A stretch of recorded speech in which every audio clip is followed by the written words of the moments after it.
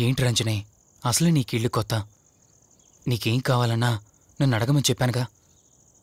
ఇప్పుడు నేనున్నాను కాబట్టి సరిపోయింది. ఒకవేళ నేను లేకపోయింటే. బయట ఏదో శబ్దం వినిపించింది.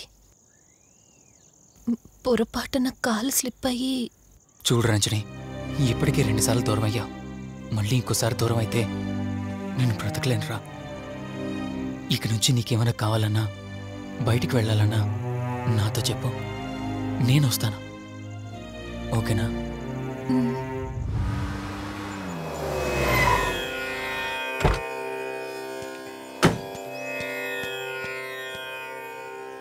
అర్జెంటుగా రమ్మని ఫోన్ చేశారా?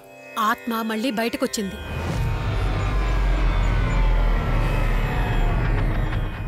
మరి మల్హోత్రా ఏమన్నారు?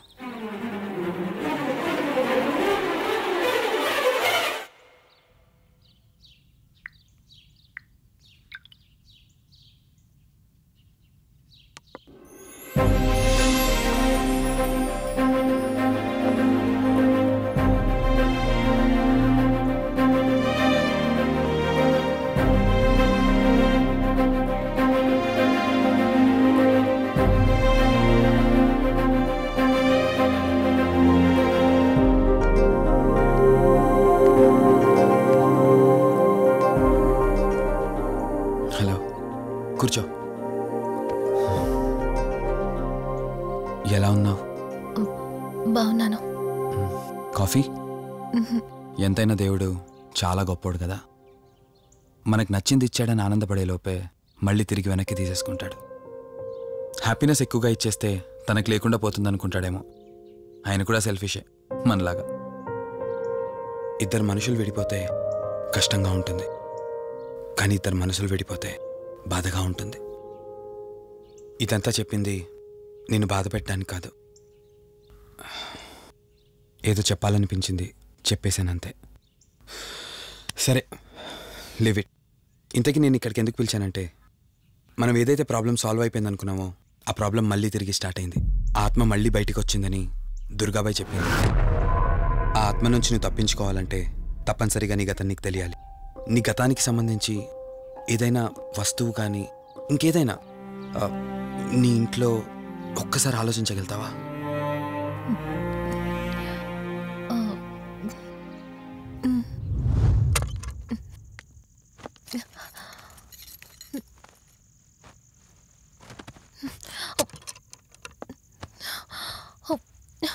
మ్యారేజ్ ఆల్బంలా ఉంది.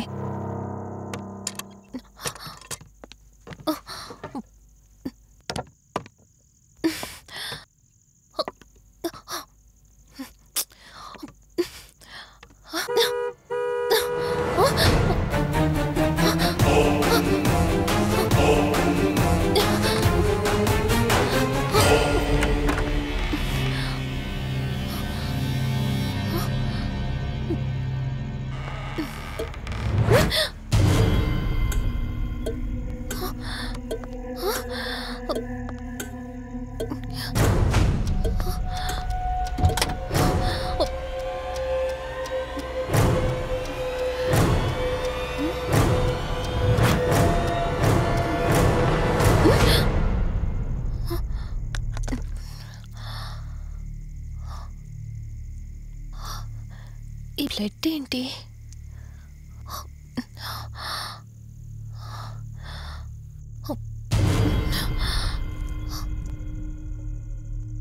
Give me the watch. Car టిక్కీలో ఈ వాచ్ ఎందుకుంది? దీని మీద అంటిన రక్తం ఎవరిది? వాచ్ ఇటు ఇవ్వమన్నానా? నా దగ్గర ఏదో దాస్తున్నారు మీరు. రంజని, నా మాట విను, వాచ్ ఇటు ఇచ్చే. నా యాక్సిడెంట్ కి ఈ వాచ్ మీద ఉన్న రక్తానికి నా దగ్గర ఏదో దాస్తున్నారు. మీరేదో తప్పు చేశారు, అందుకే ఈ వాచ్ అడుగుతున్నారు. రంజని, చెప్పండి, మీరెవరినో చంపారు. నాకు నిజం తెలియాలి. Please tell me the truth. నాకు నిజం తెలియాలి. నిజం చెప్పు, నిజం చెప్పు అని అరుస్తున్నావుగా. అయితే విను, ఈ ఇంట్లో హత్య జరిగింది, కానీ చంపింది నేను కాదు, నువ్వు.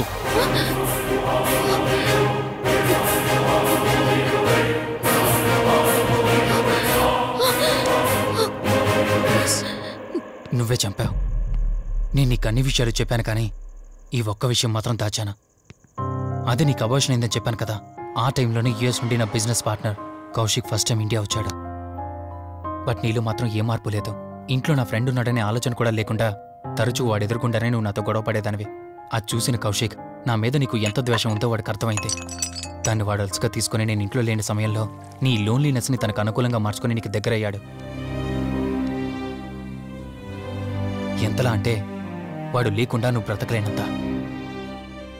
ఆ తర్వాత మీరిద్దరూ ఫిజికల్గా కూడా ఒకటయ్యారు.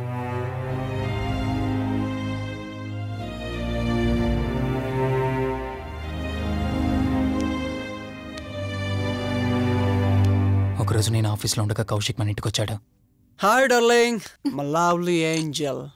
ఏంటి నేను విన్నది నిజమేనా? యుఎస్ వెళ్ళిపోతున్నావట?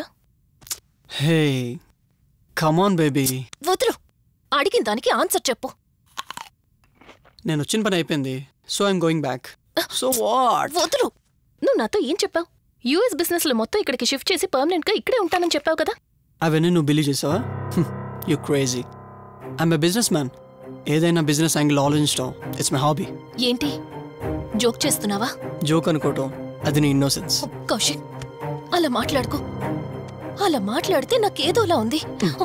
నాకు తెలియకుండానే నా లైఫ్ లోకి వచ్చేసావు.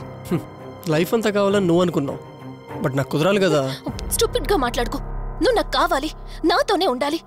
నువ్వు నన్ను వదిలేసి వెళ్ళిపోతే నేను ఒప్పుకోనంతే. హే మన మీద లవర్స్ అన్నట్టు మాట్లాడతావేంటి? అంటే 10 నిమిషాల సుఖం కోసం ఇంతగా మోసం చేస్తావా? మోసమా? మోసం గురించి మనం మాట్లాడకూడదు డార్లింగ్. ఒకవేళ నేను చేసింది మోసం అయితే నీ హస్బెండ్కి తెలియకుండా నువ్వు నా దగ్గరికి వచ్చి పడుకోవడం నువ్వు వాడికి చేసింది మోసం కదా. Chill Ranjani, come on. వదులు కౌశిక్, ఇక నాకు లైఫ్ లో ఎప్పుడు కనిపించుకో. ఆగు రంజని. కౌశిక్ వదులు. Please No. Come on. Kaushik Ranjani please. Kaushik వదులు please. Come on Ranjani. Kaushik listen to me. Please. Ranjani వద్దు Kaushik. Please Ranjani. Kaushik hey Kaushik please please. Please. Kaushik తను స్లిప్ అయి కింద పట్టడంతో తలపగిలి చనిపోయాడు. సడన్గా అదే టైంలో నేను వచ్చేసరికి మెంటల్గా అప్సెట్ అయినా నువ్వు భయంతో నేనెంత చెప్తున్నా వినకుండా కార్ డ్రైవ్ చేసుకుంటూ వెళ్ళిపోయావు. అప్పుడే నీకు యాక్సిడెంట్ జరిగింది. నువ్వు వెళ్ళిపోయాక టెన్షన్లో ఏం చేయాలో నాకు అర్థం కాలేదు. ముందుగా బాడీని అక్కడి నుంచి తీసేయాలని శవాన్ని కారు డిక్కీలో పెట్టి ఊరు బయటికి తీసుకెళ్లి పూజ చేశాను. బహుశా ఆ టైంలోనే నా వాచ్ అక్కడ పడిపోయి ఉండొచ్చు. నీకు ముందు చెప్పినట్టు ఆ టైంలో నేను యూఎస్లో లేను. నీకోసం వెతుకుతూ ఉన్నాను. ఇప్పుడు చెప్పు, నేను చేసిన తప్పేంటి?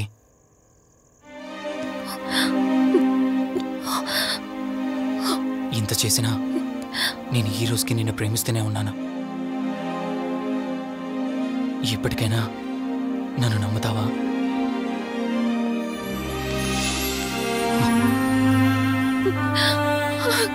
Sorry Rishi, I love you.